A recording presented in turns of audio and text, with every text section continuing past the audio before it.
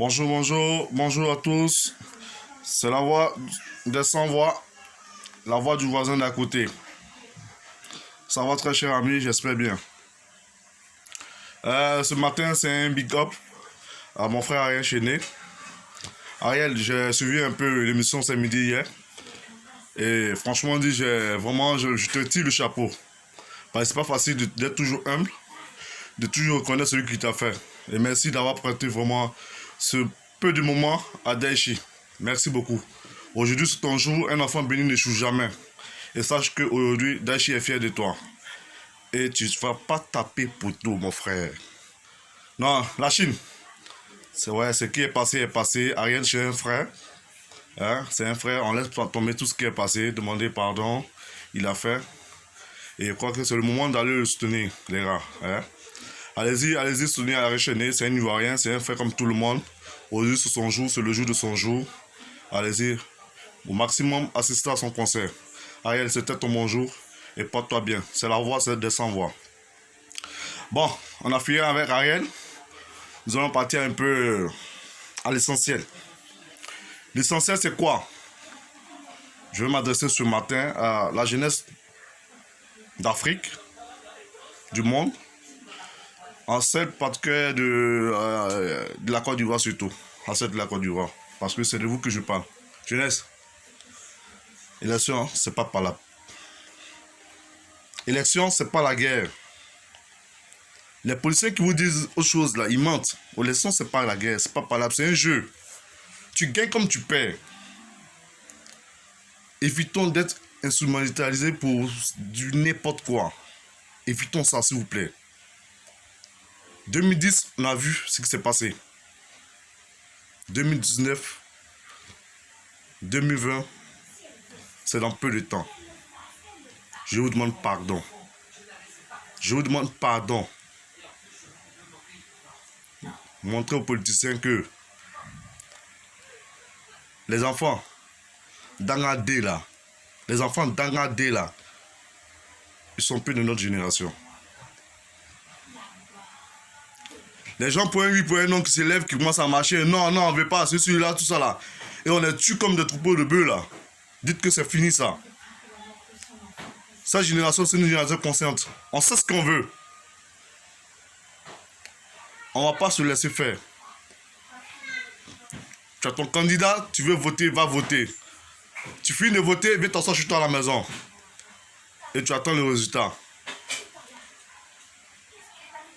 Ton candidat, il a gagné, il a perdu. Ne sert à rien de descendre dans la rue, descendez dans la rue, allez-y. Hein? On a perdu, on a volé mes voix, sur cela, tout ça là. Non, on veut plus ça. S'ils ont volé tes voix, mon ami, tu descends, toi, et ta famille, et tes enfants. Commencez à marcher. Si vous marchez quand nous, on vous voit en train de marcher là, nous, on va se lever. Comme on a les propriétaires, qui sont nos parents, on va aller les voir. Leur demander la bénédiction. Est-ce qu'on peut suivre ce type-là? S'ils disent oui, allez-y. Mais pacifiquement. Parce qu'on va plus vous suivre comme le mouton. Sachez ça. C'est fini ça. C'est fini. Quand vous avez besoin de nous, on vous voit. Bientôt, ça va venir bientôt. Vous allez définir n'importe quoi partout. Racontez du n'importe quoi. Et puis derrière même, la jeunesse, arrêtez de donner vos voix à des personnes qui sont les méchantes là. Les rancuniers, les personnes qui rencontrent du n'importe quoi là. Qui passent le temps à vilipender les autres, qui passent le temps à insulter, dire n'importe quoi. Au lieu d'un programme pour nous, jeunesse, ils n'arrivent même pas à dérouler ce qu'ils vont faire pour nous quand ils seront au pouvoir. Ils passent le temps à insulter les gens. Non. Ça marche pas comme ça. Même si tu es mon frère et que je t'aime bien, que tu n'as rien, tu n'as pas de programme pour moi, tu peux rien faire pour moi, faut pas me déranger. Non, je suis désolé. C'est fini ça. Pour dire que parce que tu es mon frère, tu viens du nord, tu viens du sud, tu viens de l'ouest, donc je te suis comme un mouton là. C'est fini mon frère. Faut le savoir. Il faut qu'on le dise pour qu'ils arrêtent. On en a marre, on souffre.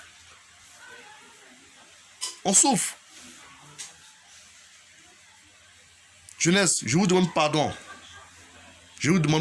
Pardon, surtout pardon à vous, pardonnez. Vous avez le père. Vous ne pas dire que nous avons un père, une mère. Cherchez la bénédiction de vos parents. Ne suivez pas ces mangeurs-là. Non, non, pas du tout. Pas du tout. Nos parents ne nous ont pas mis au monde pour ça. Non, pas du tout. Non. Pas pour les faire pleurer, pas pour les faire souffrir, pas du tout. Mais qu'est-ce qui se passe?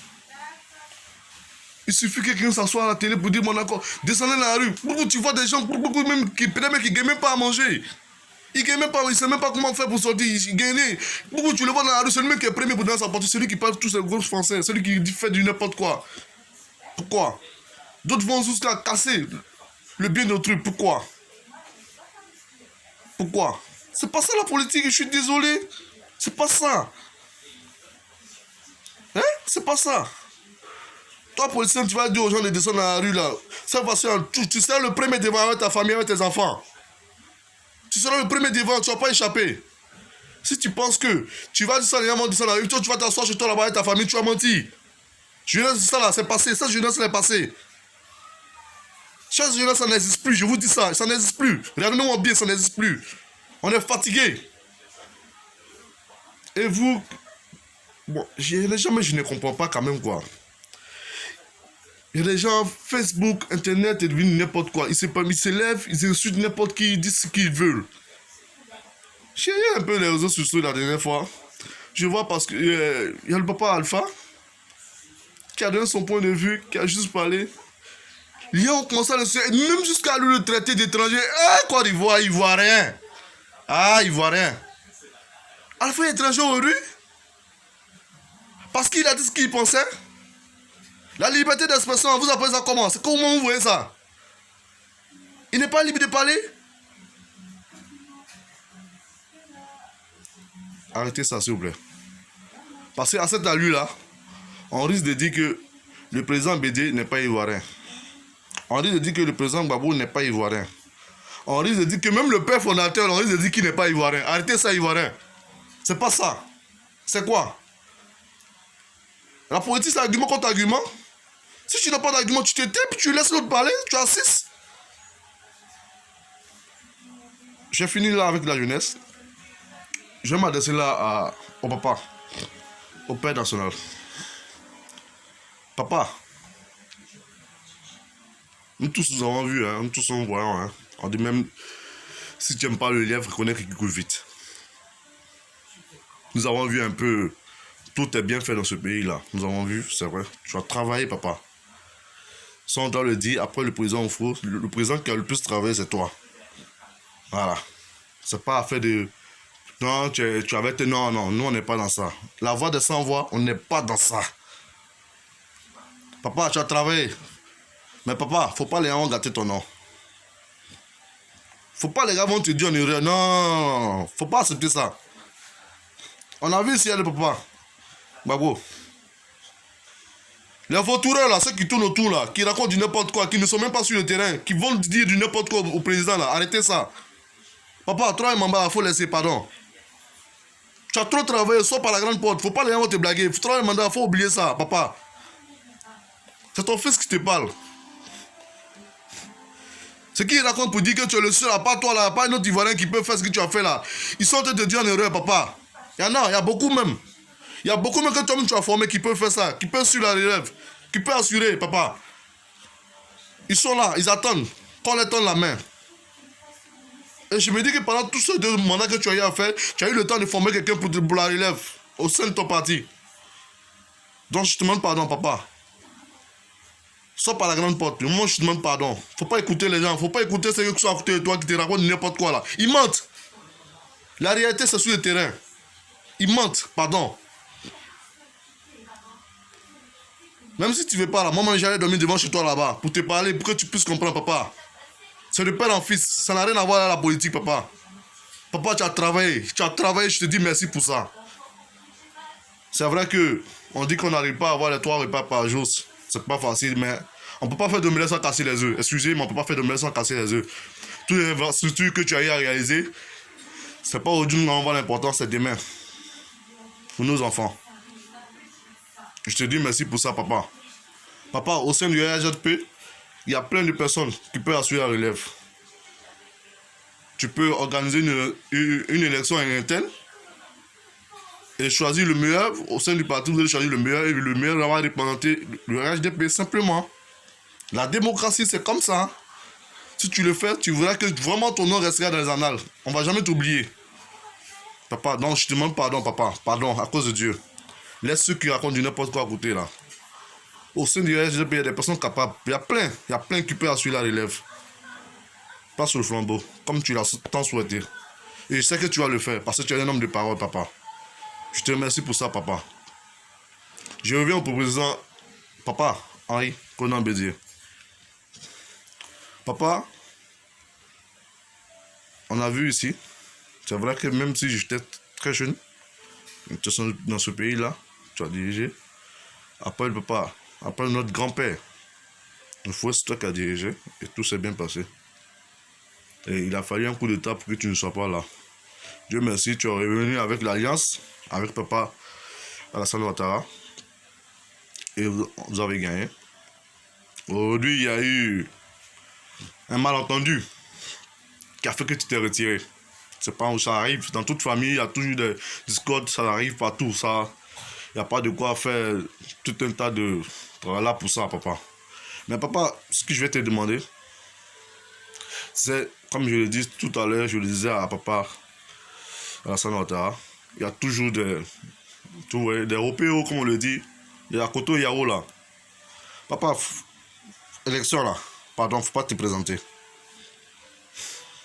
Moi, je sais que tu vas pas te présenter. C'est les gens qui sont. Tu vois, les gens sont méchants. Hein? Les gens sont très méchants. Hein? Les gens sont très méchants. C'est les gens qui sont en train de te prêter ce genre de pensée là. Ça, moi, je sais que tu vas pas te. Je sais que tu vas pas te présenter. Oh. Non, aïe, toi aussi. Je sais ça. Papa, faut la laisser parler. Je sais que tu vas pas te présenter, papa. Papa, laisse. Au PDCI là, il y a assez. Les gens, le bilan sont là. Les cabés sont là. Il y a plein, papa. Hein? Donc, papa, c'était pour toi, c'était ça. Faut laisser ça, c'est pour les enfants. Ton temps est passé, papa. Faut laisser ça pour les enfants. Donc, après, on va se débrouiller, hein. Voilà, toi, tu es dans l'homme, tu lui donnes des instructions, tu lui donnes des conseils. En tant qu'un sage, c'est comme ça, papa. Donc, je sais que, papa, c'est les gens qui sont à côté du n'importe quoi, qui, tu vois, non. Je sais que tu vas pas te présenter. Merci beaucoup, papa. Et je reviens, je vais terminer par le grand frère. Guillaume Kibafoy Soro. Enfin, moi, je t'ai connu depuis que je suis petit. Hein. Je t'ai connu depuis que je suis petit. Depuis la cité base navale, pas toi. Je te voyais un peu tourner partout, un peu dans tes trucs. Et depuis là, tu m'as beaucoup plu. Et j'aime beaucoup ton silence par rapport à ce que tu parles. C'est vrai, souvent, on dit souvent, il est important de parler. Mais quand tu parles, il ne faut pas en abuser, quoi. Papa, moi, je te demande, grand frère, je te demande pardon. Grand frère, je te demande pardon. Tu as tant prôné la réconciliation et la paix. Je veux que tu continues sur l'élan. Hein. Évite de rentrer dans ces histoires de tel a fait ça, tel n'a pas fait ça. Non, évite ça, ça ne te ressemble pas, pardon, ça ne te ressemble pas. Normalement, nous, jeunesse, aujourd'hui, s'il y a des personnes vers qui on doit se retourner, c'est toi et le grand frère Charles Bégoudé. Mais je pense que ce temps-là, ça doit être un temps de sagesse pour vous. Vous devez apprendre beaucoup auprès de ces doyens, parce que bientôt ils seront plus là, hein, voilà. Vous devez apprendre auprès de ces doyens-là, pour pouvoir diriger bien ce pays-là. Mais si vous ne prenez pas la peine d'apprendre, c'est nous qui allons sortir zéro. Grand frère, tu as commencé la réconciliation, tu as demandé pardon un peu partout, j'ai vu, j'ai suivi un peu, j'ai vu. Mais il y a une seule chose qui bloque encore. Paraît-il que le président Henri Gbagbo ne veut pas te, Laurent Gbagbo veut pas te recevoir. C'est normal, hein, papa, grand frère, c'est normal, hein, tu comprends, faut comprendre, hein. C'est vrai, quelqu'un qui s'est senti un peu poignardé, pas mal de choses, donc c'est normal. Mais si tu veux qu'il te rencontre là, il va le faire, je pense bien. Il va le faire si tu veux qu'il te rencontre, c'est très facile. Nous sommes en Afrique, c'est très facile. Sois sincère avec lui. Même s'il le faut, mets ton genou. Attrape tes oreilles, demande-lui pardon. Demande-lui pardon pour dire, ah papa, vraiment il est faussé, c'est vrai, pardon, il te fait du mal, pardonne-moi. Pardonne-moi. Pardonne-moi que je vais te voir. Je vais te voir pour que tu me pardonnes. Parce que nous sommes tous des êtres humains. Si tu le fais, je pense bien que le président Laurent Gbagbo va t'écouter, il va te recevoir. Parce qu'il n'est pas compliqué. C'est pas quelqu'un de méchant, c'est pas quelqu'un de mauvais. C'est ce que je tenais à te dire. Et évite de te mettre sur les réseaux sociaux et puis insulter, répondre. On ne répond pas à tout. C'est pas à tout qu'on répond. Mais derrière, le président Alassane, le président Gbagbo, mais le président Henri Konan Bédié, ce sont tes amis, ce sont tes pères. Quel que soit ce qu'ils vont te faire, lorsque tu vas t'adresser à eux, il faut avoir un peu de retenue, c'est très important. Parce qu'il ne faut pas nous laisser l'image d'un grand frère qui ne laisse pas ses parents. Non, il ne faut pas nous laisser cette image, s'il te plaît. Nous sommes tous jeunes, mais ne nous laisse pas cette image, c'est pas intéressant. Donc, c'était un peu ce que je voulais te dire, grand frère. Et vous qui vous asseyez pour dire non, que le pouvoir en place, c'est les nordistes seulement qui en bénéficient. Il faut être un Ouattara, il faut être un Sékou, il faut être un Koné, il faut être... Je ne sais quoi là. Arrêtez ça, hein. Pourquoi vous êtes méchant comme ça, mais pourquoi vous êtes méchant comme ça? Dites un moment, c'est un jour la vérité. Vous racontez du n'importe quoi partout. Tout ça pour envenimer la chose. C'est quoi? Pour créer la division entre les gens. Il y a des gens qui sont dans l'armée là. Autant dans la scène là. Ils ne sont pas Ouattara. Il y a le Kwadjo, il y a les BT dedans. N'empêche là, ils sont dans l'armée. N'empêche là, ils sont dans la fonction publique. N'empêche là, d'autres gagnent du boulot dans ça. Donc évitez de dire que c'est un seul parti c'est un seul temps qui bénéficie. Évitez ça. Moi je suis Ouattara, mais n'empêche que attendez. On m'a demandé de faire des projets, je fais des projets. Ça n'avance pas. Mais ils n'ont pas dépassé si Ouattara vient dans ton projet, on te prête pour te... Mais non, pas du tout. On allait créer société, aller chercher des marchés. Mais ils n'ont pas dépassé aussi Ouattara pour avoir des marchés. Rien du tout, j'ai gagné rien. Mais je me dis quoi? C'est parce que le moment n'est pas arrivé. J'ai pas besoin d'être Ouattara pour avoir pas mal de choses. Pourquoi? Je suis ivoirien comme tout le monde. Je suis désolé, je suis ivoirien comme tout le monde. J'ai pas besoin de ça. Si c'est le moment que j'ai des marchés, j'aurai des marchés. Si c'est le moment que mes projets passent, mes projets vont passer. Donc évitez de vous asseoir dans vos, je sais pas, dans vos quoi là, et puis dire de n'importe quoi. Mais c'est du n'importe quoi. C'est la haine, la jalousie, pourquoi? Rien du tout, vous ne gagnez rien à faire ça. Évitez ça. Jeunesse, je reviens à vous. Enlevez-vous dans ça. On n'est pas dans ça. Ça là, on n'est plus dedans. On n'est plus dedans. On n'est pas pour l'instant propriétaire. Je vous dis ça. Enlevez-vous dans ça. Lui qui va dire qu'ils l'ont volé, mais lui qui va dire aller descendre, marcher là. Il n'a qu'à descendre sur terrain avec ses enfants et puis ça, toute sa famille. Nous maintenant on va réfléchir pour voir si on va le suivre ou pas. Parce que nous sommes les parents. Oh, merde à la fin. C'était la voix des sans voix. Je vous remercie. Le voisin d'à côté. Au revoir.